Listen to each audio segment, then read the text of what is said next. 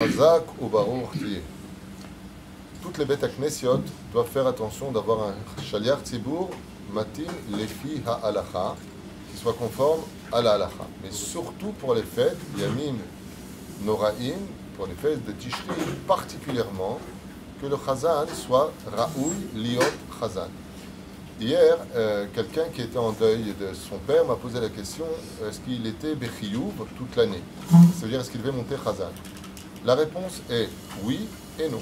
Taloui. Si tu sais parfaitement prier, parfaitement prononcer, tu ne fais pas de averot, alors tu as le chiyuv de monter chazan. Mais si tu ne sais pas prononcer, que tu dis n'importe quoi, et que tu regardes n'importe quoi, et que tu fais n'importe quoi, comme me l'a enseigné mon Rav Rabbi Garbian, au lieu de faire monter ton père, tu fais descendre ton père. Et la reine, ce n'est pas un principe fondamental de monter chazan, surtout si on n'est pas digne d'être chazan. Alors qu'est-ce que ça veut dire être chazan et pourquoi on parle de dignité? Comme l'explique le Ben Ishraï dans le Chol Ben Ishraï première année, grâce au chazan, la prière de toute la synagogue monte. Et si le chazan n'est pas digne de monter, personne ne monte sa prière pendant la chazara. Et la reine, le chazan est le conduit principal entre le tzibour et le créateur du monde. Ce qui fait que s'il est en train de prier et qu'il pense à autre chose, eh bien, il fait monter un zigzag flou devant le créateur du monde. D'où l'importance d'un chazan, comme l'écrit le Shulchan Aruch, Shaliach tzibur tzarich sheyeh agun, une personne qui est propre, une personne qui est acceptée. Agun veut dire une personne digne.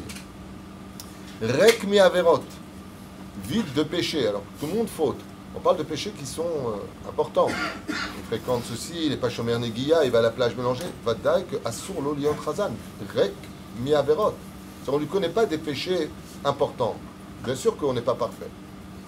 Shelo yetze alav shemra afilu beyalduto, qu'il ait une bonne réputation. On ne dise pas de lui que c'était une mauvaise personne ou qu'il avait un mauvais nom, même en dehors du pays dans lequel il est.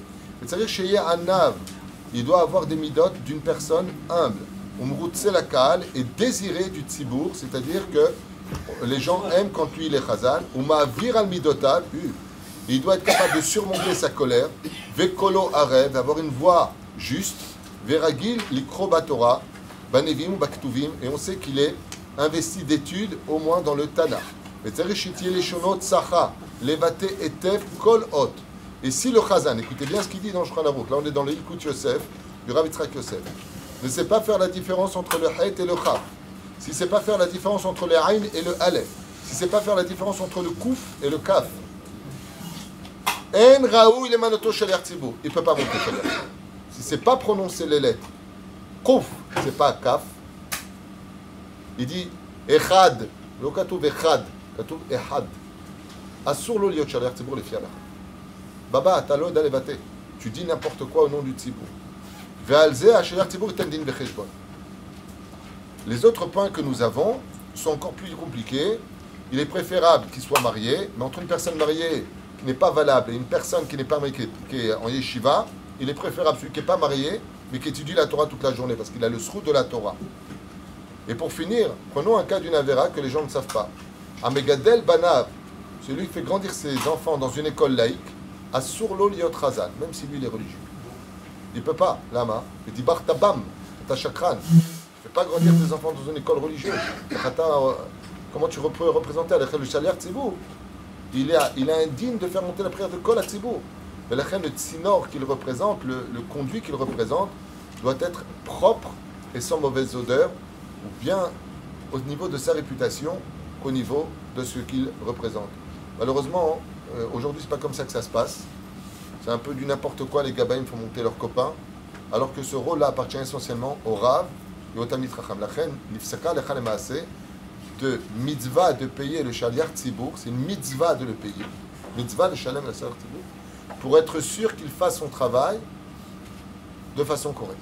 Ça veut dire que, je ne crois pas que je fais une tova, je parle du shaliach tzibur pour les fêtes, entre autres, mitzvah de le faire venir. Nous, à l'époque, à Jérusalem, on fait venir un roche kollel qui n'avait pas du tout une voix de chazan, alors pas du tout, mais il avait une crainte du ciel et une humilité, on ressentait toute la prière monter. Alors si en plus de cela, il a une très jolie voix, comme mettait en garde le Baal Shem Tov Zecher Tzadik Kadosh Ivracha, lui il a mis en garde sur les chazanim qui viennent faire écouter leur voix parce qu'elle est belle. Ils viennent pas pour prier Dieu. Ils viennent pour faire kiffer les gens. Et c'est pour ça il y a des cabarets. Tu viens prier avec Hachem, et si tu as une belle voix, sache que ta belle voix peut faire teshuva à des âmes. Quand tu entends Khazan qui sait prier, au moins qui prie juste. C'est-à-dire, pour vous dire à quel point, et encore les lois, il y en a des séifim sur le sujet, des chants de Tzibur, Ravak, dans le cas, les chants de Tzibur, Shinitamen, Meishto, est-ce que si maintenant il est en deuil, il n'est pas en deuil? Regardez vous-même dans les lois. En tout cas, ce qui est sûr et certain, c'est ce qu'on attend du Tzibur, il doit être haut de taille, pas petit de taille parce qu'on ne le verrait pas, il doit être aimé du Tzibur, et surtout on a vu ici qu'avant de monter le Shaliach Tzibur, eh bien entraîne-toi parfaitement à la maison de prononcer les lettres telles qu'elles sont inscrites. Par exemple, je finirai juste avec ça, Shema Israël.